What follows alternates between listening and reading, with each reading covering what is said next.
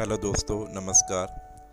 मैं वीडियो शुरू करने से पहले आपको बताना चाहूँगा कि हमारे यहाँ पे इस तरह की सर्विस प्रोवाइड की जाती हैं, जैसे कि जो किसी ने जीएसटी का नंबर लेना हो, जीएसटी की रिटर्नें फाइल करवानी हो, इनकम टैक्स की रिटर्नें फाइल करवानी हो, टीडीएस की रिटर्नें फाइल करवानी हो, पैन कार्ड या टैन कार्ड अप्लाई करना हो, टैक्स ऑडिट करवाना हो, पार्ट टाइम कोई अकाउंटिंग के काम करवाने हो, और या हम इस तरह की इंश्योरेंस भी प्रोवाइड करते हैं। कार की इंश्योरेंस करवानी हो, बाइक की इंश्योरेंस करवानी हो या हेल्थ की इंश्योरेंस करवानी हो, तो मेरे को इन 2 नंबर पे कांटेक्ट कर सकते हैं। हेल्थ इंश्योरेंस के बारे में आपको बता दूं कि जो हमारे पास हेल्थ इंश्योरेंस है उसमें आपको एक बार प्रीमियम पे करके लाइफ टाइम का बेनिफिट मिलेगा। वो किस तरह से मिलेगा वो हम आपको बताएंगे जब आप हमारे से कांटेक्ट करोगे।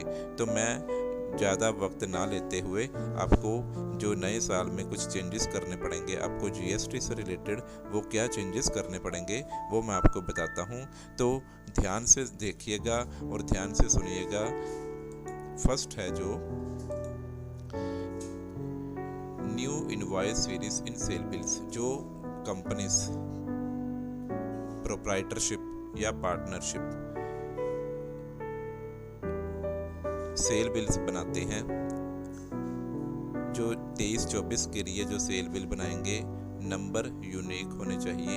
यूनिक का मतलब ये है कि नंबर जो है वो पिछले जितने भी आपने पिछले सालों में जो भी बिल्स बनाए हैं उनसे कोई भी नंबर मिलता जुलता ना हो। अगर मिलता जुलता होगा तो आपकी रिटर्न फाइल नहीं हो पाएगी। ठीक है दोस्तों, जैसे मैंने एग्जाम्पल भी लिख कर दी है कि आप इस तरह का नंबर भी रख सकते हैं। जैसे कि 22-23 में आपने नंबर रखा 22-23 4x01। अगर number series number sale bills ज़्यादा नंबर क्वांटिटी में बनते हैं तो आप 5x0, 6x0, 7x0 भी लगा सकते हैं। मैंने 4x0 लगा दिया, that is sufficient for normal tax payer को। काफ़ी ज़्यादा भी हो सकते हैं, यहाँ पे आप 5x0 भी लगा सकते हैं, ज़्यादा भी 0 लगा सकते हैं, ताकि यूनिक नंबर ना ताकि सेम नंबर ना आए। 22-23 में आप इस तरह की सीरीज रख लें। 23-24 में जब आप बिल बनाने जाएंगे, इनवॉइस बनाने जाएंगे, तो आपको 23-24 रख लीजिए। अगर 24-25 में जाएंगे तो 24-25 रख लीजिए। मतलब नंबर आपका मिसमैच, नंबर आपका जो पुरानी सीरीज के साथ मैच नहीं होगा, तो इस तरह का नंबर आप रख सकते हैं। दूसरा चेंजेस ये है ऑडिट ट्रायल। ऑडिट ट्रायल क्या होता है वो बाद में बताऊंगा। सबसे पहले ये बताने जा रहा हूँ कि ये एप्लीकेबल सिर्फ कंपनीज के लिए है। जो प्राइवेट लिमिटेड कंपनीज हैं या limited company public limited companies हैं उनके लिए ऑडिट ट्रायल कंपलसरी है। वो क्या है मैं बता देता। 23-24 के लिए है, जब आप किसी परचेज का वोचर डालते हैं या सेल बिल्स बनाते हैं, कुछ चेंजेस करना चाहते हैं। जैसे मान लीजिए परचेज का वोचर आपने डाला 5 अप्रैल को डाला, ठीक है, तो आप चाहते हैं कि ये 5 अप्रैल को नहीं, ये गलती से डल गया, ये इसको 10 अप्रैल कर देते हैं। ठीक है, तो उसको आपने 10 अप्रैल कर दिया, तो सॉफ्टवेयर में ये चीज़ें अमेंड करवानी होगी कि पहले 5 अप्रैल में डाला था, उसके बाद 10 अप्रैल में डाला गया। ये आपको नहीं करना है, ये सॉफ्टवेयर में ऑलरेडी एप्लीकेबल होगा। सभी सॉफ्टवेयर वालों ने कर दिया हुआ है।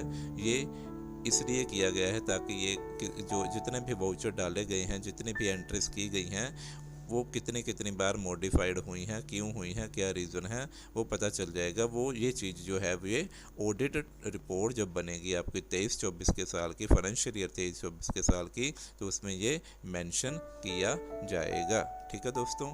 अब third that is QRMP scheme. QRMP scheme quarterly return monthly payment. जो लोग क्वार्टरली रिटर्न भरना चाहते हैं वो क्यूआरएमपी स्कीम चूज़ कर सकते हैं, लेकिन 1.5 करोड़ से ऊपर टर्नओवर नहीं होनी चाहिए। अगर 1.5 करोड़ से ऊपर है तो क्यूआरएमपी स्कीम में नहीं आया जाएगा। ठीक है दोस्तों, ये भी आपको बताऊंगा कि क्यूआरएमपी स्कीम आपको सिलेक्ट कैसे करनी है, कहाँ पे जाके ये पूरा टॉपिक समझाने के बाद आपको मैं बताऊंगा। उसके बाद है ई इनवॉइस भी कंपलसरी है अगर आपकी टर्नओवर 10 करोड़ से ऊपर है। अगर 22-23 में आपकी टर्नओवर 10 करोड़ से ऊपर चली गई है तो इस 23-24 में आपकी ई इनवॉइस कंपलसरी हो जाएगी। ये ध्यान में रखिएगा। उसके बाद है कि जो HSN कोड है वो 8 डिजिट का होना जरूरी है। वैसे ई इनवॉइस कोई भी बना सकता है, अगर आपकी टर्नओवर 10 करोड़ से नीचे है बना सकते हैं, लेकिन अगर 10 करोड़ से ऊपर चली गई है तो कंपलसरी हो जाएगा ई इनवॉइसिंग। ठीक है, तो HSN कोड जो है वो 8 डिजिट का होना जरूरी है, नहीं तो ई इनवॉइसिंग कैंसिल कर दी जाएगी आपकी। तो ये इन चीज़ों का ध्यान में रखिएगा। क्या क्या चीज़ें हैं? पहली चीज़ है कि जो सेल बिल्स हैं, इनवॉइस सीरीज है, वो यूनिक होनी चाहिए, इस तरह की आप रख सकते हो। Audit trial only for applicable for companies, और क्या क्या मॉडिफिकेशन हुई है वाउचर में, ये चीज़ें ऑडिट रिपोर्ट में लिखी जाएंगी।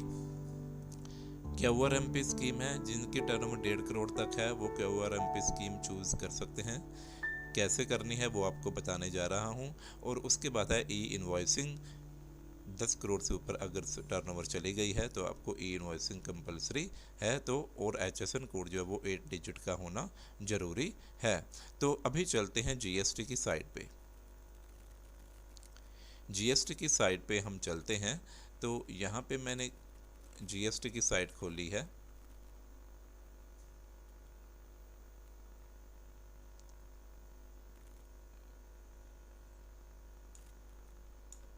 GST की साइट मैंने यहाँ पे खोली है, ध्यान से देखिएगा।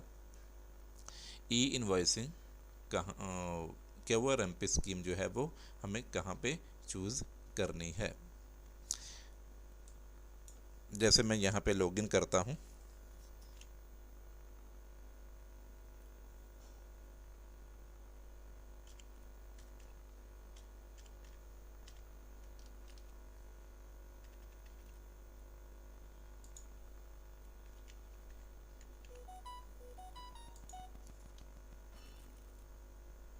ये गलत लग गया है।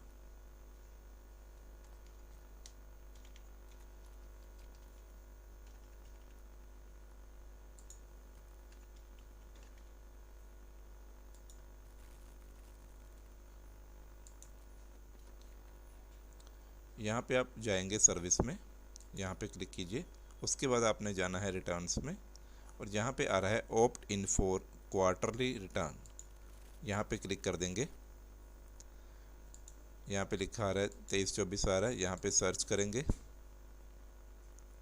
ठीक है दोस्तों, तो अगर 1.5 करोड़ तक है तो आप उसको सिलेक्ट कर सकते हैं।